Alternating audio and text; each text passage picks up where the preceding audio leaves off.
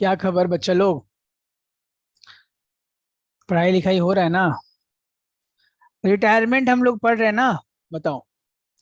Retirement में retirement of a partner पढ़ रहे हैं हम लोग। और उसमें क्या क्या अभी तक देख चुके हैं। ऑलमोस्ट सारा चीज ही देख लिए हैं, क्या क्या था। ठीक ना। फिर भी एक दो टॉपिक बचा हुआ है जो कि सिलेबस का पार्ट तो है। और वहां से हो सकता है कि छोटा क्वेश्चन उठे। ठीक ना। तो आओ आज का टॉपिक लिखते हैं। Hidden goodwill. कौन सा गुडविल?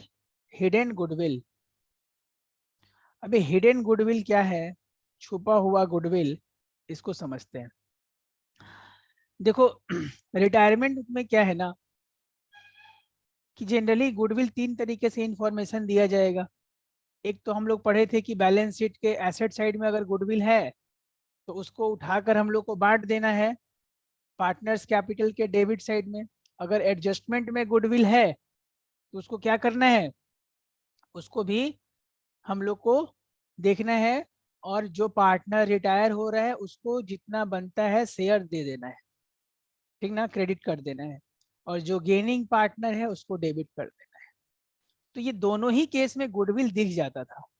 लेकिन ये जो हिडन गुडविल का जो क्वेश्चन है ना, ये क्वेश्चन में हम लोग को गुडविल नाम का चीज दिखेगा ही नहीं। हम लोग को खुद पहचानना होगा कि यहाँ पे गुडविल है।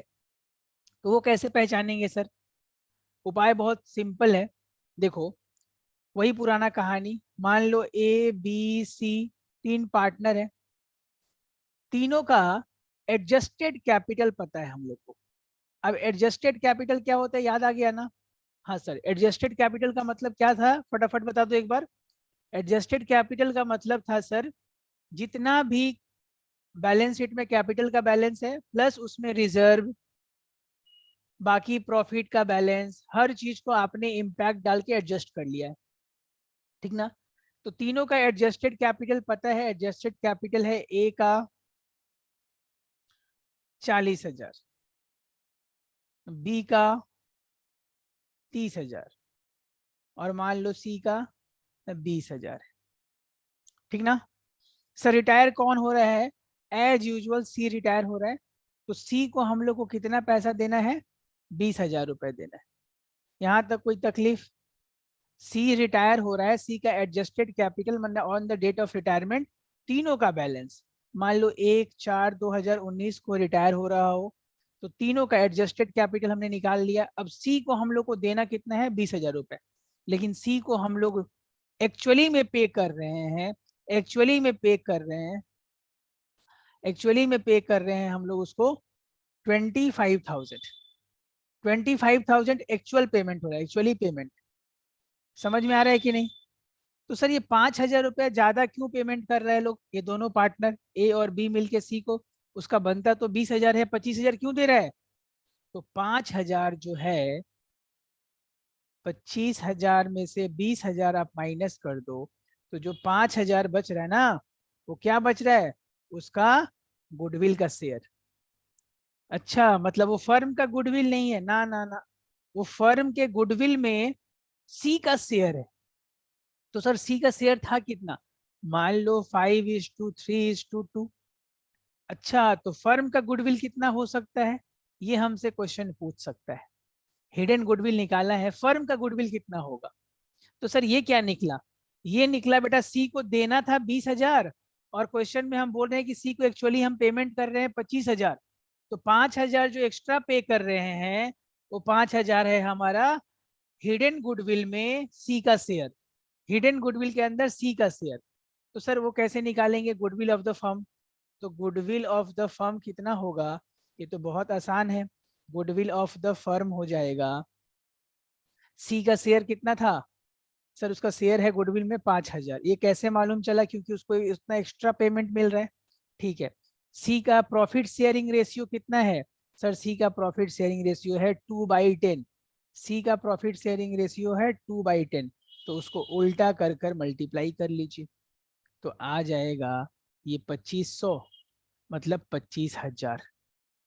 फर्म का गुडविल हो गया 25,000 रुपए। एक जीरो ज्यादा हो गया है। 25,000 हो जाएगा फर्म का गुडविल। तुम चाहो तो 25,000 का 2/10 करके देखो। 25,000 इंटू 2/10 करके देखो 5,000 आ रहा है कि नहीं। हाँ सर एकदम सही बात। तो हिडन गुडविल का क्वेश्चन जब भी आएगा ना तो एडजस्टेड कैपिटल दिया रहेगा। जो पार्टनर जा रहा है ना, अगर एडजस्टेड कैपिटल नहीं भी पता है तो रिटायरिंग पार्टनर का एडजस्टेड कैपिटल पता कर लीजिए। एडजस्टेड कैपिटल मतलब उसके कैपिटल में सारा एडजस्टमेंट हो गया, अब फाइनल पेमेंट उसको उतना ही करना है, लेकिन उसको हम कर रहे हैं थोड़ा ज्यादा पेमेंट। वो ज्यादा क्यों कर रहे हैं? क्योंकि वो गुडविल का शेयर अपना मांग रहा है, तो जो माइनस करके जो अमाउंट आएगा वो उसका शेयर होगा। ठीक ना। इसको अगर तुम मैथमेटिकली अगर सॉल्व करना चाहो तो ऐसे भी मान सकते थे कि लेट फर्म का जो गुडविल है, फर्म का जो गुडविल है उसको हम एक्स मान लेते हैं। अब एक्स का 2/5 किए होंगे, सॉरी 2/10। अगर एक्स का 2/10 करेंगे तो कितना आना चाहिए? 5,000। तो एक्स को सॉल्व करने के लिए क्या करें हम? 5,000 इंटू 10 डिवाइडेड बाई 2 जो कि 25,000 आ जाएगा। ये कैलकुलेशन हम लोग को आना चाहिए। तो ये फर्म का टोटल गुडविल हो गया। तो अब ऑब्जेक्टिव क्वेश्चन नहीं आया तो कम से कम ये छोटा क्वेश्चन आ सकता है 1-2 नंबर का, कि आप उसके गुडविल का शेयर निकाल दीजिए। ठीक ना। सर जाने वाले पार्टनर का गुडविल का शेयर पता चल गया है, तो गेनिंग रेशियो में डेबिट करते थे। गेनिंग रेशियो में गेनर, जो पार्टनर गेन किया उसको डेबिट करते थे और जो जा रहा है उसको क्रेडिट करते थे। अगर उसका जर्नल भी पूछ सकता है। समझ गए ना। तो गुडविल का क्वेश्चन 3 ढंग से आ सकता है। एक बैलेंस शीट में एसेट साइड रहेगा तो उसको क्या करना है? पार्टनर्स कैपिटल में बांट देना है, डेबिट साइड में, है ना। दूसरा, अगर एडजस्टमेंट में रहेगा तो उस गुडविल में जाने वाले पार्टनर का शेयर निकालेंगे, ऐसे करके जो अभी दिखाया स्क्रीन पे। और उसको क्या करेंगे? गेनिंग पार्टनर को डेबिट और सेक्रीफाइंग पार्टनर को क्रेडिट। ऐसा हो सकता है कि क्वेश्चन में कुछ ना बोला रहे गुडविल का, आपको तीनों पार्टनर का एडजस्टेड कैपिटल दे रहे, दे के रखे, और जो पार्टनर जा रहा है ना उस पार्टनर का हम लोग को क्या दे देगा? बता दो। उस पार्टनर का दे देगा हम लोग को कैपिटल का बैलेंस दे दिया रहेगा। अब बोल रहा है उसको पेमेंट कर रहे हैं हम थोड़ा ज्यादा, तो ज्यादा पेमेंट कर रहे हैं मतलब वो उसका गुडविल का शेयर हो गया। उसको अगर उसके शेयर के अपोजिट रेसिप्रोकल करके मल्टीप्लाई कर देंगे तो टोटल गुडविल निकल जाएगा। सिर्फ उतना ही से काम करना है। तो यही गुडविल, हिडन गुडविल का कॉन्सेप्ट था। समझ गए? बोलिए। इसी टाइप का क्वेश्चन रहेगा।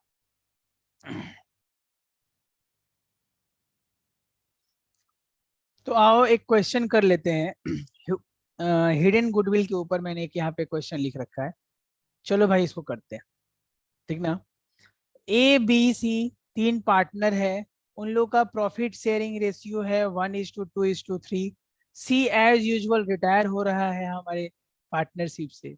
यहाँ तक कोई दिक्कत का बात नहीं, इंफॉर्मेशन सारा काम कहीं लग रहा है। After making all adjustment for reserves and gain on revaluation is 2,20,000। मतलब सी का जो कैपिटल है सारा एडजस्टमेंट करने के बाद, मतलब रिजर्व्स का पैसा देने के बाद, जो प्रॉफिट या लॉस हुआ होगा रीवैल्यूएशन में उसका पैसा देने के बाद 2,20,000 है। ठीक ना। अब तुमको क्या बोल रहा है कि ए और बी जो कंटिन्यूइंग पार्टनर है वो लोग एग्री कर गए हैं कि मैं तेरे को 2,50,000 तक दे दूंगा। सर उसका कैपिटल तो 2,20 आ रहा है, फिर 2,50 उसको क्यों दिया जा रहा है?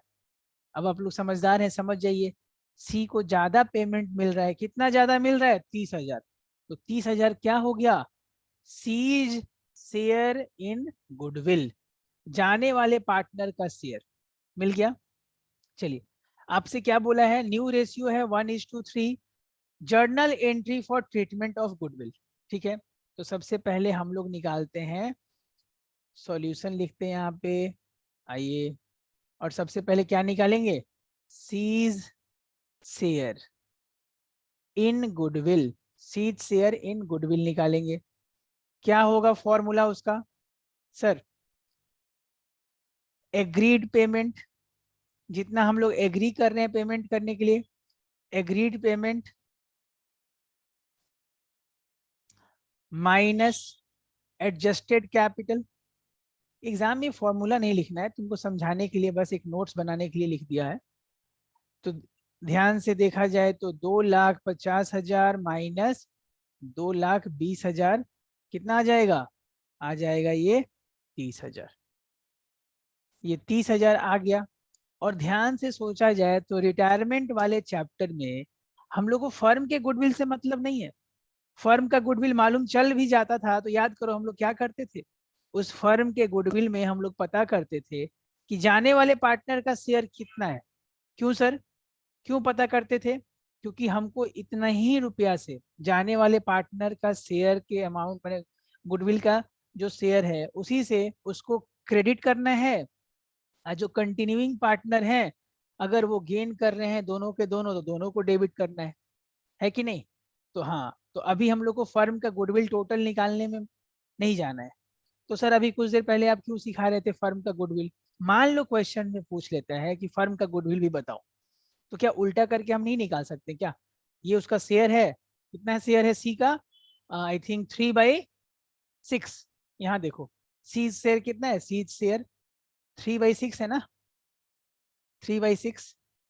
तो इसका उल्टा कर देंगे, 6/3 से इसको मल्टीप्लाई कर देंगे तो फर्म का निकल जाएगा गुडविल। खैर, इस क्वेश्चन में वापस आ जाओ, समझदार हो ना? आओ इस क्वेश्चन में वापस आ जाओ। तो अब क्या करते हैं सर, ये गुडविल का ट्रीटमेंट करने के लिए हम लोग को जानना पड़ेगा गेनिंग रेशियो। तो चलो कैलकुलेट करते हैं, calculation calculation of gaining ratio. Gaining ratio हम लोग कैलकुलेट कर लेते हैं। कैसे करोगे गेनिंग रेशियो कैलकुलेट? बहुत सिंपल सा हिसाब है, new minus old, new minus old, new क्या, new ratio minus old ratio. तो न्यू रेशियो कितना है, न्यू रेशियो है भाई ए का 1/4, ओल्ड रेशियो कितना था 1/6, एलसीएम हो जाएगा कितना 12, 12 अगर एलसीएम हो गया तो 3 - 2 1/12। बी का बात किया जाए तो न्यू रेशियो है 3/4, ओल्ड रेशियो था 2/6, एलसीएम हो गया बेटा 12, तो 3 3 जा 9 और ये कितना 4, तो ये आ रहा है 5/12, 1:5। गेनिंग रेशियो आ गया 1:5। आई होप आपको क्लियर हो गया 1:5 कैसे आया है। बहुत अच्छा। तो अब हम लोग क्या करेंगे, आइए जर्नल एंट्री लिख लेते हैं। तो सर ए को डेबिट करना होगा, एज कैपिटल अकाउंट डेबिट, हाँ या ना? A's capital account debit, B's capital account debit, क्योंकि दोनों ही गेन कर रहा है। और क्रेडिट किसको करोगे सर, जो जा रहा है सीज कैपिटल अकाउंट को हम लोग कर देंगे क्रेडिट। समझदार हो ना? बताओ। तो 30,000 का पूरा क्रेडिट यहाँ पे दे देते हैं क्योंकि उसका 30,000 बनता था, है कि नहीं? अब 1:5 में बांट दो, 1:5 में बांट दो तो कितना आएगा 30,000 का, 30,000 को 6 से डिवाइड करेंगे और 1 से मल्टीप्लाई करेंगे तो 5,000 आएगा और इसका आएगा 25,000। देखो तो 1:5 हो गया कि नहीं? 5,000 और 25,000 में 1:5 का रिलेशन। तो इस टाइप का क्वेश्चन 2 नंबर 3 नंबर में उम्मीद किया जा सकता है इस परीक्षा में, जो आपका टर्म 2 है। समझ गए ना? ये हिडन गुडविल का कॉन्सेप्ट था। तुमको सीधा दिख जाएगा हिडन गुडविल क्वेश्चन में, जैसे दिखा कि पेमेंट ज्यादा हो रहा है हिडन गुडविल में दिख जाएगा। ठीक ना? बहुत बढ़िया, बहुत ही बढ़िया। देखो जब तुम लोग अपना टर्म 2 का सिलेबस देखोगे तो रिटायरमेंट में जितना भी बात बोला गया है हम लोग सब लोग ने सारा पार्ट तो कवर किए, है ना? उसमें जो सबसे लास्ट टॉपिक लिखा हुआ है वो यही है, computation of amount, computation of amount due to retiring partner. मतलब रिटायरिंग पार्टनर को हम लोग उसका जो अमाउंट है वो कैसे कैलकुलेट करेंगे। तो तुम सोच रहे हो ये तो हम लोग फर्स्ट क्लास में ही डिस्कस कर लिए थे, फर्स्ट सेशन में ही, या हर रोज डिस्कस कर लिए थे कि भैया उसको जितना अमाउंट बनता है वो दे दो, जितना उसका पैसा बनता है वो दे दो बैलेंस, जो उसके रिजर्व में शेयर बनता है वो दे दो, गुडविल का शेयर दे दो, अगर सैलरी वैलरी है तो वो दे दो, है कि नहीं?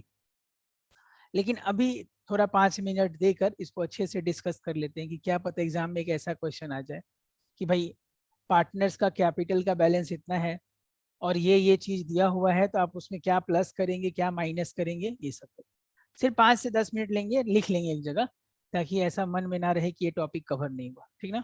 चलिए, तो अगर हम लोग बात करें कि क्या क्या अमाउंट है जो उसको दिया जाएगा, तो पहला जो नंबर 1 आता है वो है उसके क्रेडिट बैलेंस, जो उसका जो क्रेडिट बैलेंस है पार्टनर का, credit balance of partner, credit balance of partners, capital account का हो या करेंट अकाउंट का हो, कैपिटल अकाउंट का हो या करेंट अकाउंट का हो, दोनों ही उसको दिया जाएगा, ठीक ना।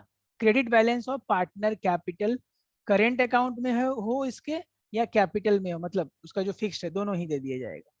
उसके बाद बाकी उसका जो शेयर्स इन, मैं एक ही में लिख देता हूँ, रिजर्व्स, रिजर्व्स, गुडविल, बोलो भाई, रीवैल्यूएशन का प्रॉफिट लॉस, रीवैल्यूएशन का प्रॉफिट लिखते हैं पहले, रीवैल्यूएशन का प्रॉफिट है कि नहीं। ये अगर उसका कुछ सैलरी वैलरी बनता है तो सैलरी दे देते हैं, हो ही सकता है ना कि पार्टनर का सैलरी हो। इंटरेस्ट ऑन कैपिटल बनता हो, इंटरेस्ट ऑन कैपिटल, मैंने अगर क्वेश्चन में दिया हो तो वो भी दे देंगे, इंटरेस्ट ऑन कैपिटल भी दे देंगे उसको। सर दे देंगे मतलब क्या, पार्टनर को क्रेडिट कर देंगे बेटा, क्या कर देंगे, क्रेडिट कर देंगे। तो इन सब आइटम से पार्टनर का जो कैपिटल है ना वो क्रेडिट होगा। सर क्या होगा, क्रेडिट, क्या होगा, क्रेडिट। सर डेबिट भी होगा क्या, मतलब उसके बैलेंस को हम लोग कभी कम भी कर सकते हैं क्या, एकदम कर सकते हैं। नंबर वन, अगर रीवैल्यूएशन में लॉस लग जाए, रीवैल्यूएशन में अगर लॉस लगा हो, रीवैल्यूएशन का लॉस हो, ठीक ना, बोलो। अगर गुडविल, अगर गुडविल बैलेंस शीट में एसेट साइड में दिया हो तो उस तरह से उसको कम कर देंगे हम लोग। अगर कोई फिक्सटीसियस एसेट्स हो, ये सब मैं पहले से बता चुका हूँ किसी और सेशन में भी, ठीक ना, जैसे कोई एडवर्टाइजमेंट सस्पेंस हो, एडवर्टाइजमेंट सस्पेंस का बैलेंस हो, या कोई पीएल डेबिट हो, तो ये सब का जो शेयर है उससे माइनस किया जाएगा उसके अकाउंट से, ठीक ना। फिर कुछ ऐसा इंटरेस्ट ऑन ड्राइंग अगर दे दिया क्वेश्चन में, ये सब पूरा टोटलिटी का बात करते हैं, हो सकता है सारा नहीं पूछे, लेकिन ये दिमाग में रखना है कि इन सब चीजों से उसको डेबिट करना है, मतलब इन सब कारण से उसके बैलेंस को घटाना है जो डेबिट लिखा हूँ, और जो क्रेडिट लिखा हूँ उन सब चीजों से क्या करना है, बढ़ा देना है भाई। इंटरेस्ट ऑन, इंटरेस्ट ऑन क्या, अरे बोलो, interest on drawings, interest on drawings. तो ये कुछ लिस्ट था जो तुमको दिमाग में रखना है, ठीक ना, बस। तो सर ये सारा टोटल मतलब क्रेडिट का यहाँ सारा टोटल करके ये सब माइनस करके जो उसका अमाउंट आएगा, इसका दो उपाय हम लोग कर सकते हैं। वो दोनों उपाय क्या है उसके बारे में बात करते हैं, चलो। तो रिटायरिंग पार्टनर का जो टोटल बैलेंस आएगा, टोटल क्रेडिट बैलेंस, ठीक ना, रिटायरिंग पार्टनर का जो टोटल क्रेडिट बैलेंस आ रहा है कि इतना उसको पेमेंट करना है, उसको दो काम कर सकते हैं, या तो उसको हम लोग पेड कर दें, पेड कर दें बेटा। तो अगर हम उसको पे करेंगे तो जर्नल एंट्री क्या होगा, सीज कैपिटल अकाउंट डेबिट, मान लो सी जा रहा है, C's capital account debit to bank या कैश, अगर बैंक से पैसा जा रहा है तो बैंक, या कैश से जा रहा है तो कैश। सर उसको पेमेंट नहीं कर पा रहे हैं, तो क्या करोगे, अगर पेमेंट नहीं कर पा रहे हो तो उसके बैलेंस को लोन में ट्रांसफर कर दोगे, क्या करोगे, लोन में ट्रांसफर, और लोन में ट्रांसफर करोगे तो एंट्री क्या होगा, C's capital account debit, C's के कैपिटल अकाउंट को डेबिट कर दो और टू सीज लोन कर दो, C's loan account, to C's loan account कर दो भाई। सीज के कैपिटल को डेबिट कर दो और उसको लोन में ट्रांसफर कर दो, हो तो गया, क्या चक्कर इसमें, ठीक ना। सर सी नाम जरूरी है क्या, फिक्स रहेगा, अरे नहीं नहीं, एग्जाम्पल में राम मोहन शंकर, तो शंकर रिटायर हो रहा है शंकर को लिख देंगे, पंकज रिटायर हो रहा है तो पंकज नाम लिख देंगे, जो भी हो। समझ गया कि नहीं, मतलब या तो पैसा उसको दे दें, पेमेंट कर दें, अगर पैसा नहीं दे रहे हैं तो क्या कर सकते हैं, उसके जो बैलेंस है उसको लोन अकाउंट में ट्रांसफर कर देंगे, ठीक है। अब एक छोटा सा टॉपिक बच गया है, उसको भी डिस्कस कर देते हैं, कि अगर पार्टनर का बैलेंस लोन में ट्रांसफर होता है तो पार्टनर का राइट क्या क्या है, लिखो, rights of a partner, right of a retiring partner, right of a retiring partner, या ऑलरेडी रिटायरिंग हो चुका है, retiring partner, right of a retiring partner when his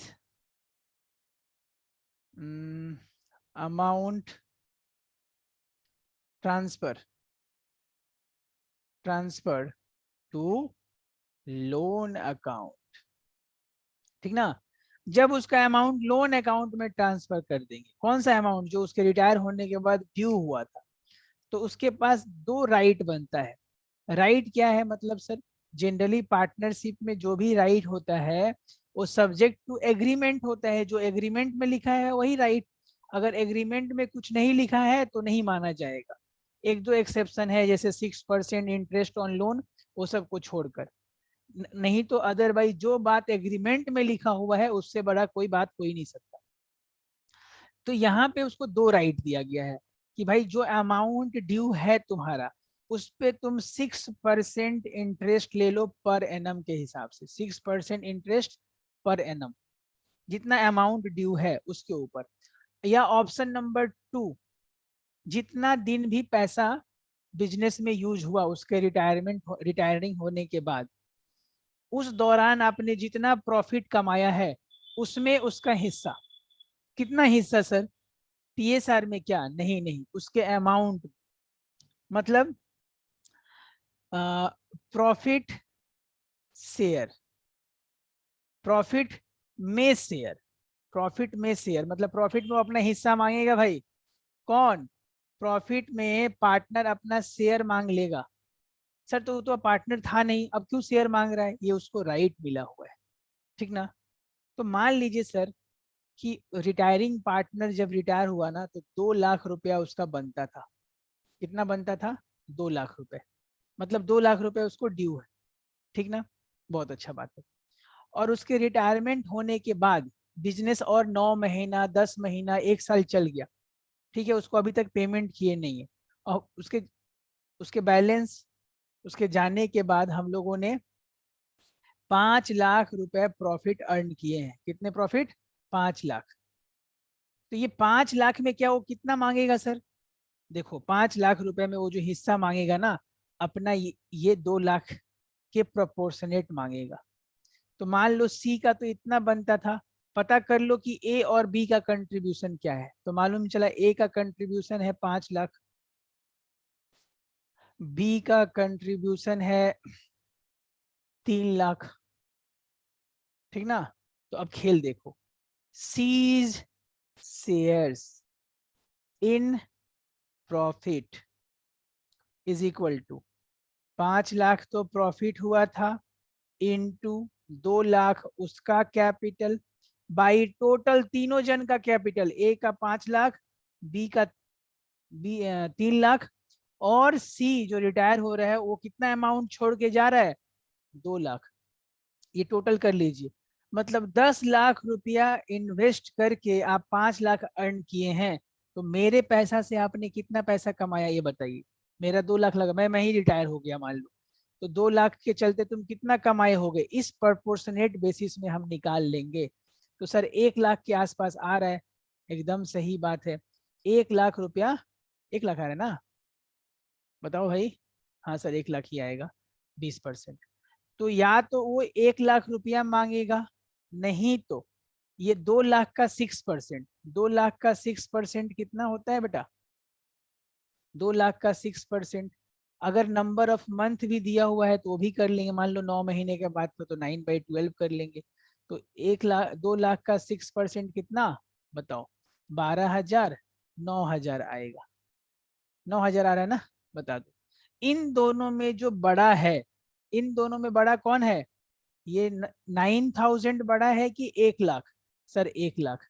तो ये उसको राइट मिला है कि इन दोनों में जो बड़ा अमाउंट है वो मांग सकता है, वो उसका राइट है, क्लेम कर सकता है। सर ये क्या खिचड़ी था, कुछ समझ में नहीं आया, एक बार और बता दीजिए। हम ये बता रहे हैं कि मान लो कोई पार्टनर रिटायर हो गया भाई, अब वो जो पार्टनर रिटायर हो गया ना, उसका जो बिजनेस में पैसा इस्तेमाल हो रहा है उसका पेमेंट तुम लोगों ने किया नहीं, लोन में ट्रांसफर किया, तो उसका पैसा तुम झुला कर रखोगे, दोगे नहीं तो अगला तो छोड़ेगा नहीं। तो उसको पार्टनरशिप एक्ट के हिसाब से 2 राइट मिला हुआ है कि उसके जो बैलेंस है उस पर 6% पर एनम के हिसाब से इंटरेस्ट दो, या फिर तुमने उसके जाने के बाद जब ईयर एंड आएगा उस दौरान तुमने कितना प्रॉफिट कमाया है, उस प्रॉफिट में प्रोपोर्शनेट बेसिस पे उसके कैपिटल के बेसिस पे कितना इंटरेस्ट कितना कमाया है। तो हिंदी में बात समझो कि भाई हमने 5 लाख कमाया था, 5 लाख कमाया था, लेकिन टोटल कैपिटल इन्वेस्टेड था 10 लाख रुपए, लेकिन उसमें मेरा 2 लाख था, मैंने रिटायरिंग पार्टनर का, तो उसमें 1 लाख उसका बनता है। ठीक ना। इन दोनों ऑप्शन में जो हायर होगा वही वो ऑप्ट करेगा, उसको छोड़ दिया गया है, वो या उसका जो लीगल हायर है या उसके जो भी रिप्रेजेंटेटिव है। समझ में आया ना। मतलब 2 लाख रुपया तो मांगेगा ही, प्लस 9,000 मांग सकता है या 1 लाख मांग सकता है। अगर तुम होते तो कितना मांगते, 1 लाख ही ना। मतलब अब देखा जाए तो वो 3 लाख क्लेम करेगा पार्टनरशिप से। ये एक मतलब थोड़ा हट के टॉपिक हो गया, बहुत बार ये टॉपिक आपके सिलेबस में नहीं भी रहता है, लेकिन ये जान लीजिए। ये कहानी कब आएगा, जो पार्टनर रिटायर हो चुका है उसको ये 2 चीज का राइट मिलेगा। आई होप क्लियर है। 6% पर एनम, और उसके जाने के बाद जो प्रॉफिट हुआ है उसमें उसका हिस्सा। प्रॉफिट शेयरिंग रेशियो में नहीं, याद रखना यहाँ पे प्रॉफिट शेयरिंग रेशियो खत्म, क्योंकि वो पार्टनर ही नहीं है तो पीएसआर में क्यों आएगा वो। बात समझ में रहे हो ना। अभी तो पार्टनर रहा नहीं, निकल चुका है, तो उसमें पीएसआर में नहीं बटेगा। ठीक तो, बहुत बढ़िया। तो रिटायरमेंट में इतना ही डिस्कशन था। बीच में कोशिश करूंगा और 1-2 क्वेश्चन बना के तुम लोग को बताने का। बाकी जो नहीं समझ में आए नीचे कमेंट में मैं दे दिया हूँ, डिस्क्रिप्शन में व्हाट्सअप नंबर भी, वहां भी पूछ लेना। ठीक ना। और कुछ लोग बोल रहे हैं कि सर जैसे क्लास में पढ़ाते हैं वैसे आप यूट्यूब पे भी पढ़ाइए। धीरे धीरे आता हूँ ऐसे भी मोड में, ठीक है। तो थोड़ा तब तक साथ देते रहो और बने रहो मेरे साथ। चलो चलो, अब मिलते हैं नेक्स्ट क्लास में। बहुत धन्यवाद।